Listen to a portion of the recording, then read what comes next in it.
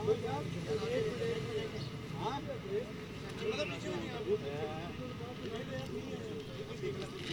ٹھیک ہے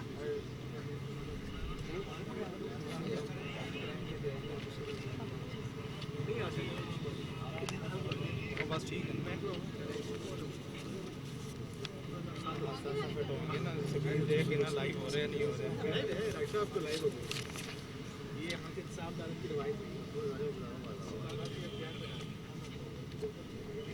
چلیں ریڈی ہیں؟ جب آپ لوگوں کا کٹ ہو جائے تو بتا دیں۔ بسم اللہ الرحمن الرحیم۔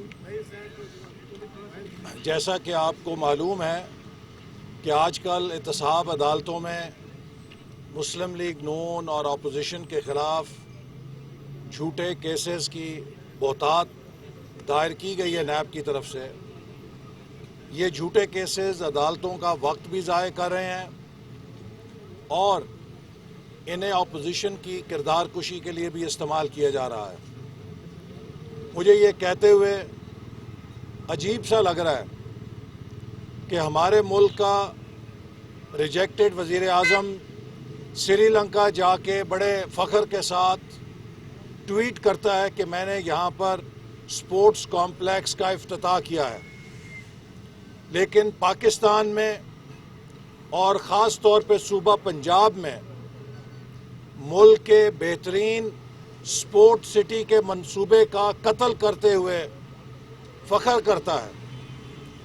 پاکستان کا وہ پہلا جدید ترین نیشنل سپورٹ سٹی منصوبہ جس میں 14 کھیلوں کی بین الاقوامی معیار کی سہولتیں تھیں، جس سے ہمارے نوجوان کھلاڑی اولمپکس کی تیاری کرتے، مستقبل میں پاکستان اولمپئنز پیدا کرتا۔ وہ منصوبہ جو 90% مکمل تھا اسے گزشتہ 3 سالوں میں بھوت بنگلہ بنا دیا گیا ہے۔ وہ کرکٹ سٹیڈیم جہاں پاکستان کی کرکٹ ٹیم اور ہمارے مایہ ناز ستارے جن میں مصباح الحق، حفیظ اور شان آفریدی، اس کے علاوہ رزاق اور دیگر ٹاپ 22 پلیئرز، پاکستان کے سابق کپتان اور موجودہ کرکٹ ٹیم کے کھلاڑی جنہوں نے اس کرکٹ سٹیڈیم میں نمائشی میچ کھیلا، آج میں آپ کو دعوت دیتا ہوں اس سٹیڈیم کا دورہ کریں۔ وہاں 4 فٹ گھاس اگی ہوئی ہے اور اس کو موہنجو داڑو کا کھنڈر بنا دیا گیا ہے۔ کروڑوں روپے کی ایسٹرو ٹرف، کروڑوں روپے کا ایتھلیٹک ٹریک جو دنیا کا بین الاقوامی معیار کا اس سپورٹ سٹی کے لیے امپورٹ کیا گیا تھا، وہ کریٹوں میں پڑا ضائع ہو گیا ہے، اس کی وارنٹی ایکسپائر ہو گئی ہے، اس کا کوئی ذمہ دار نہیں ہے۔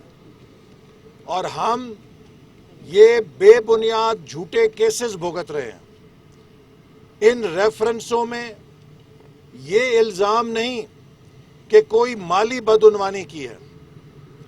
4 کتابیں ہیں ریفرنس کی، ان 4 کتابوں میں ایک سطر یہ نہیں ہے کہ کوئی مالی فائدہ اٹھایا ہے، کوئی رشوت لی ہے، کوئی کک بیک لی ہے، کوئی کمیشن لیا ہے۔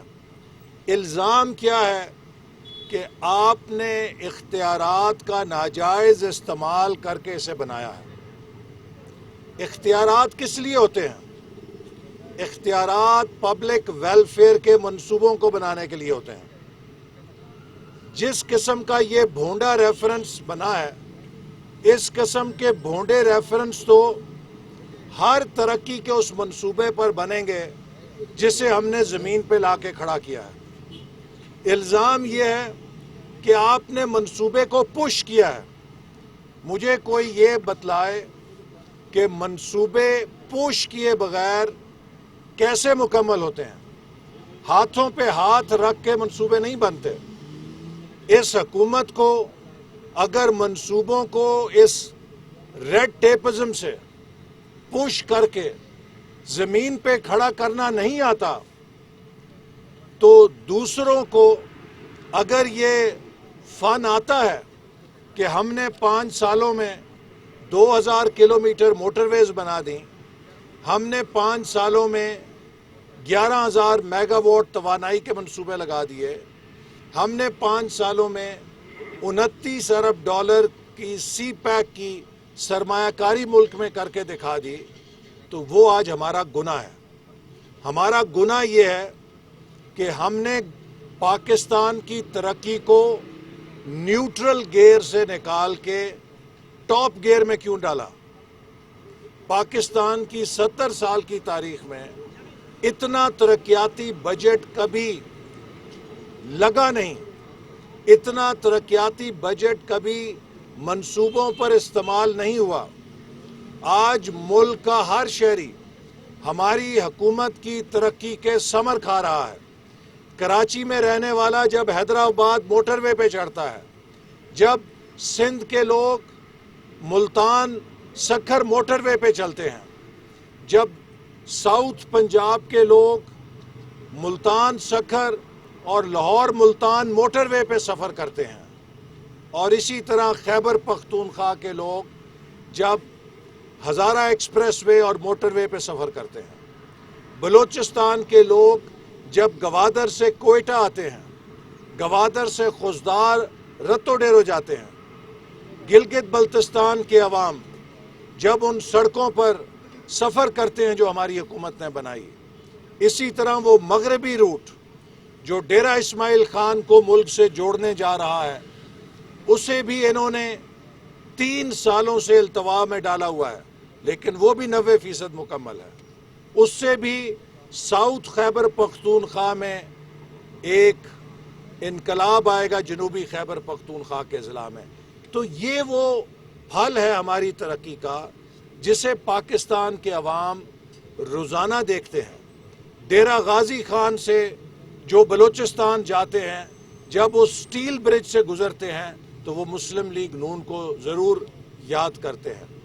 جب ایک مزدور، ایک کسان بجلی سے اپنا روزگار کماتا ہے، ایک بزنس مین، ایک تاجر بجلی سے کاروبار کرتا ہے، وہ مسلم لیگ نون کو یاد کرتا ہے۔ لیکن یہ اناڑی، یہ جاہل، یہ نالائق، یہ ناکام جنہوں نے 3 سال میں دوبارہ ملک کو لوڈ شیڈنگ میں ڈال دیا ہے، جن سے کوئی کام نہیں ہو رہا، یہ اسلام آباد ایئرپورٹ اور سٹی کا میٹرو بس کا منصوبہ 90% مکمل چھوڑ کر گئے ہیں۔ ہم 3 سال ہو گئے ہیں، مکمل نہیں ہو سکا۔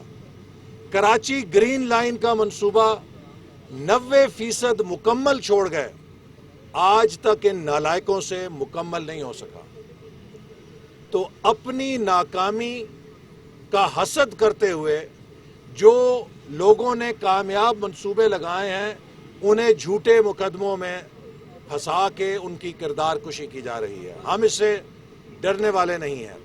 آج آخر میں یہ ضرور کہوں گا، اس نالائق نااہل حکومت سے پاکستانی ریاست کا ڈھانچہ کھوکھلا ہو رہا ہے، ہماری معیشت تباہ ہو چکی ہے، ہماری سیاست بدترین پولرائزیشن میں جا کر دھکیل کر اسے برباد کیا جا رہا ہے، نفرتوں کی فصیلیں کھڑی کی جا رہی ہیں، ہماری معاشرت تباہ کی جا رہی ہے، غربت سے، بے روزگاری سے، ناہمواری سے۔ چند من پسند بڑے بڑے کاروبار اپنی تجوریاں بھر رہے ہیں، لیکن مزدور، کسان، محنت کش، غریب آدمی غربت کے جہنم میں دھکیلا جا رہا ہے۔ اور ہماری سفارت اس حد تک تباہ ہو گئی ہے کہ ہمیں نہیں پتا کہ ہم چین کے ہیں یا ہم امریکہ کے ہیں۔ نہ ہم چین جوگے رہے، نہ ہم امریکہ جوگے رہے۔ آج پتا چلا ہے کہ امریکہ نے وہ ہیلی کاپٹرز جو ترکی سے پاکستان کو ملنے تھے، انہیں بلاک کر دیا ہے۔ کل خبر پڑی تھی کہ برطانیہ کے اندر پاکستان کے اکاؤنٹس براڈ شیٹ کے لیے دوبارہ فریز کر دیے گئے ہیں. یہ پاکستان ہے یا کوئی افریقہ کا تھرڈ ورلڈ کا تھرڈ درجے کا ملک؟ یہ 7ویں ایٹمی طاقت ہے جس کو دنیا کے سامنے ایک تماشا بنا دیا گیا ہے. بھارت ہمارے سامنے سے کشمیر اچک کر لے گیا.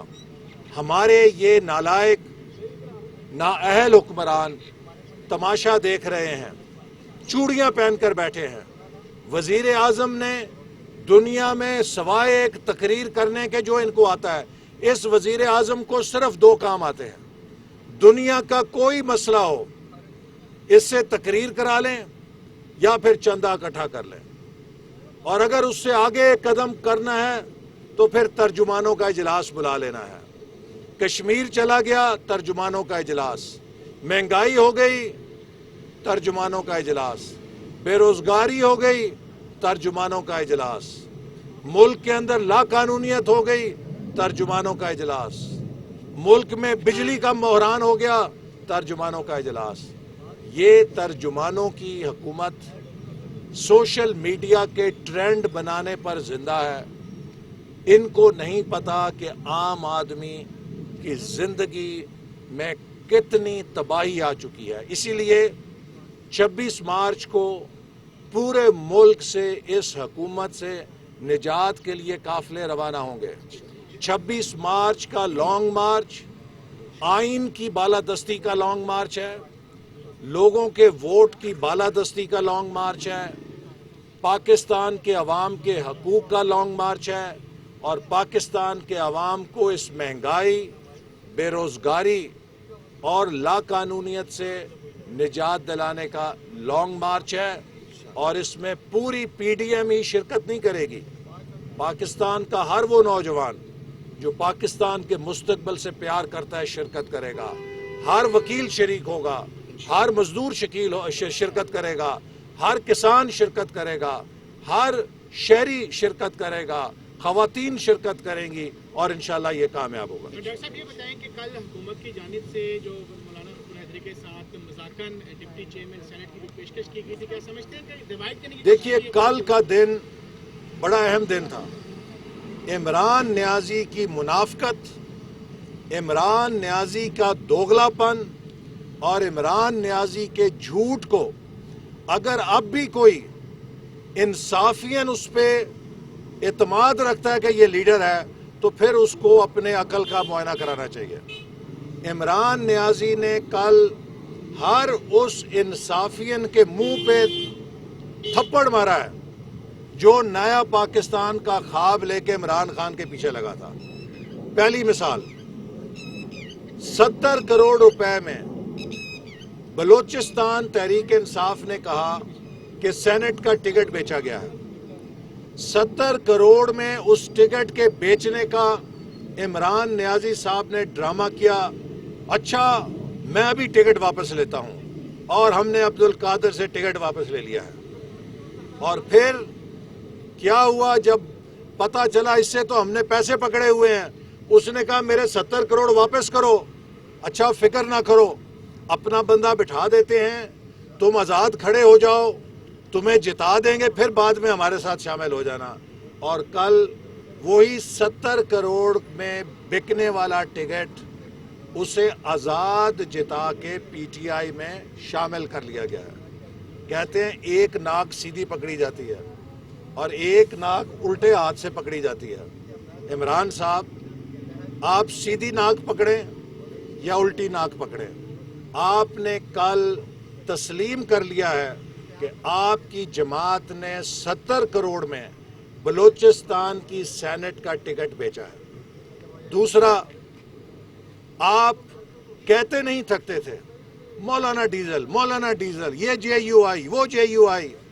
اور کل اگر وہ جے یو آئی آپ کے پینل میں آ جائے اور ڈپٹی چیئرمین کا ٹکٹ لے لے تو اس جے یو آئی سے اچھی جماعت ہی کوئی نہیں ہے.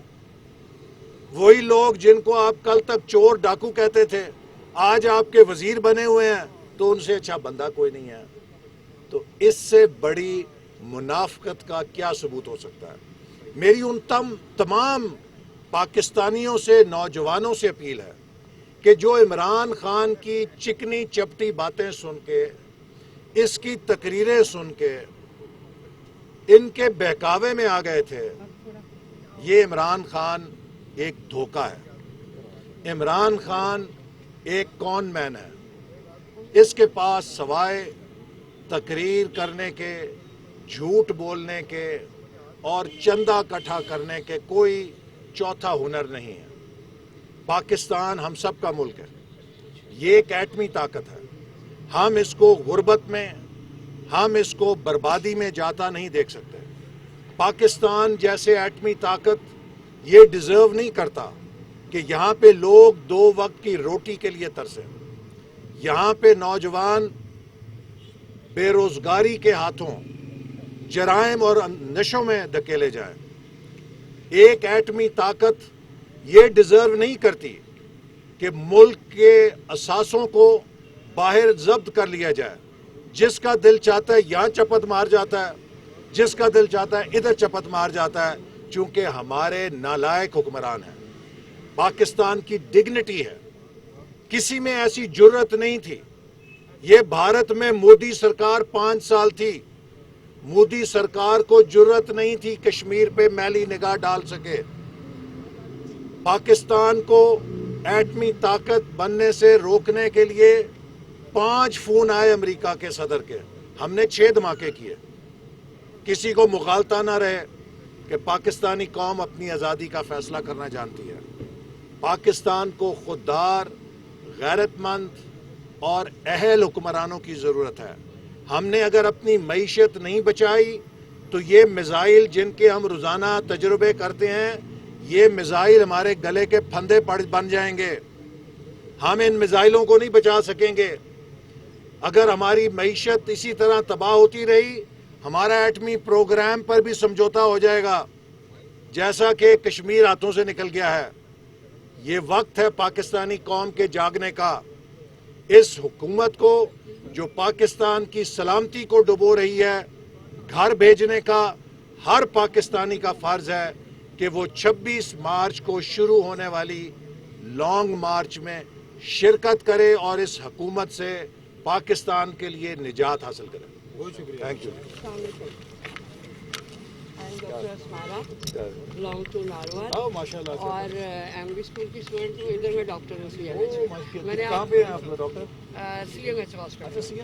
اور مجھے آپ کو دیکھا ہے بہت اچھا. ہم بچپن میں دیکھتے تھے. میں ایک اسنیپ بھی لینا چاہوں گی. السلام علیکم جی. یہ میرے ہسبینڈ ہیں.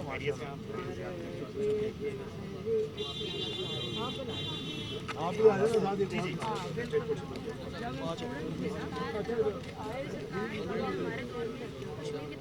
اور میں نے آپ کو لکھا تو مجھے بہت اچھا لگا. اور ادھر گھر ہے میرا. ہاں ہاں مجھے اپنا وہاں سے پڑھ کے اب ہم ادھر پارٹی ہوم کر رہے ہیں.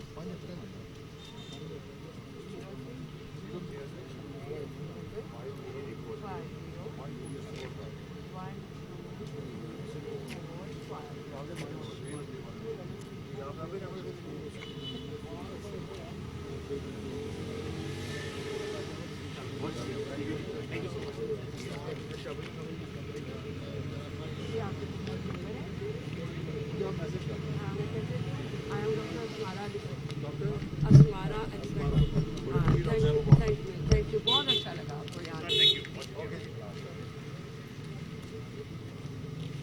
40 سال ہے 25 سال زندگی ہے. سنگیال خیر سے کیا رہا ہے خیریت سے.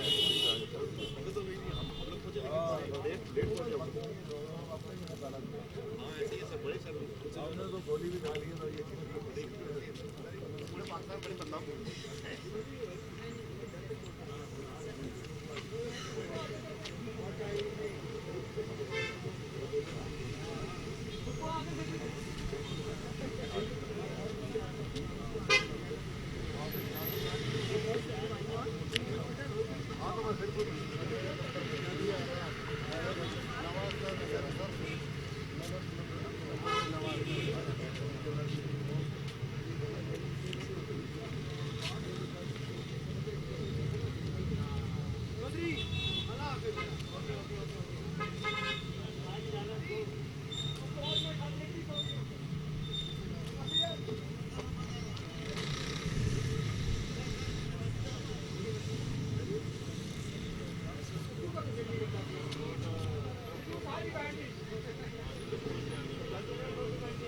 असांखे इतना शौक़ नहीं, बस अल्लाह ताला